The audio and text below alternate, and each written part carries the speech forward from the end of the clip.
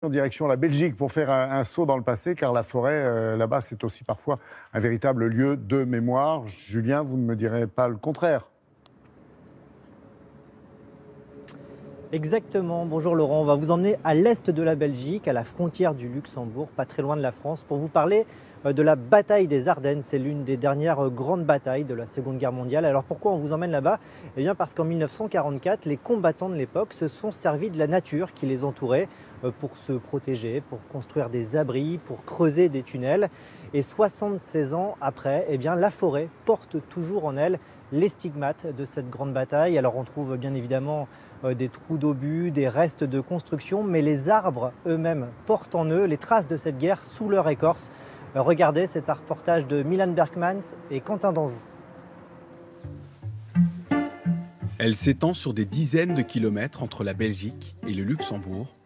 En apparence, une forêt ordinaire. Et pourtant, cet impact d'obus révèle une histoire douloureuse. Celle de la bataille des Ardennes.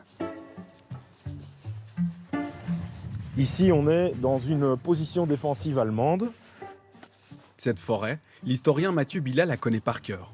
Il nous explique comment l'armée allemande s'est approprié les lieux durant l'hiver 44. Lorsqu'ils sont arrivés ici dans la forêt, ils ont vraiment exploité toutes les ressources qu'ils avaient à disposition pour construire une solide ligne de défense. En l'espace de 3 jours, ici, ils ont pu constituer à peu près 80 abris tels que celui-ci. Tout ça afin de pouvoir abriter à peu près 3000 hommes. Quelques jours plus tôt, 250 000 soldats allemands lancent une opération sur les Ardennes.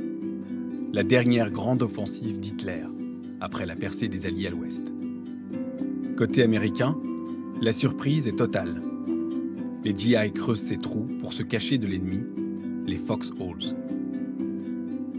Quand on explique ce que les combattants ont vécu, qui restaient parfois pendant des jours dans ces petits trous, dans des conditions atroces, ça fait réfléchir. Dans les combats ici en particulier, c'est 40% des pertes qui ont été causées par les gelures de tranchées. Près de 60 000 hommes disparaissent dans ces forêts et laissent derrière eux une nature meurtrie. À quelques kilomètres de là, sur le domaine de la famille Mauss de Rollet, ces vieux êtres centenaires portent eux aussi les stigmates de la guerre. Le souvenir d'un bombardement de décembre 1944. Il y avait à chaque bombe qui explosait toute une volée d'éclats d'obus qui partaient dans tous les sens et qui allaient se nicher dans les hêtres, comme ceci. Et donc il nous est arrivé l'une ou l'autre fois de casser des lames de tronçonneuse sur ce genre d'éclats.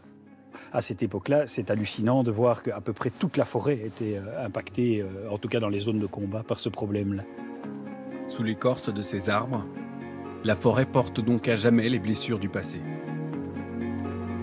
Et d'ailleurs, tous ceux qui ont grandi ici ont un souvenir, une anecdote à raconter, à l'image de Benoît Ludgen, le maire de Bastogne. Quand j'étais gamin, moi je venais me balader ici dans la région. J'ai moi-même retrouvé, avec des amis, on retrouvait des plaques de soldats américains, voire on a retrouvé aussi parfois des corps de soldats qui ont vécu dans ces foxholes. C'est extrêmement prenant, c'est extrêmement touchant. Pour faire revivre cette histoire aux visiteurs, la mairie est en train de développer une application de réalité virtuelle. Allez-y, suivez-le et immergez-vous dans la vie de la Easy Company. Hey guys, wait a minute. Cette demande-là, elle est très forte de la part des visiteurs. C'est vraiment se dire, ok, j'y suis, c'est ici que ça s'est passé, c'est ici au milieu de la forêt qu'ont eu lieu ça. Et donc la forêt, oui, elle est extrêmement symbolique aussi en la matière, bien sûr. Un moyen moderne de se replonger dans l'histoire de cette forêt et ainsi de transmettre aux plus jeunes la mémoire de la bataille des Ardennes. Un travail phénoménal. Est-ce que vous savez, Julien, si les Américains sont autant attachés à cette forêt que les habitants de la région de Bastogne ? Oui, effectivement. Alors c'est vrai que quand on pense Seconde Guerre mondiale, GIs, eh bien, on a plutôt en tête le débarquement des Américains en Normandie. Mais pourtant, cette bataille des Ardennes, c'est un autre moment effectivement très important pour les Américains qui ont perdu des dizaines de milliers de soldats. Et en temps normal, avant l'épidémie de Covid, eh bien, il y a beaucoup de visiteurs qui viennent des États-Unis pour se recueillir. Et d'ailleurs, l'an passé, lors de la commémoration des 75 ans, eh bien, le secrétaire d'État à la Défense et le chef d'état-major des forces armées américaines avaient fait le déplacement. Et puis, puisqu'on est en Belgique, sachez qu'on y brasse une bière là-bas. Elle s'appelle la Patonne, du nom du général qui a mené ces opérations durant l'hiver 44.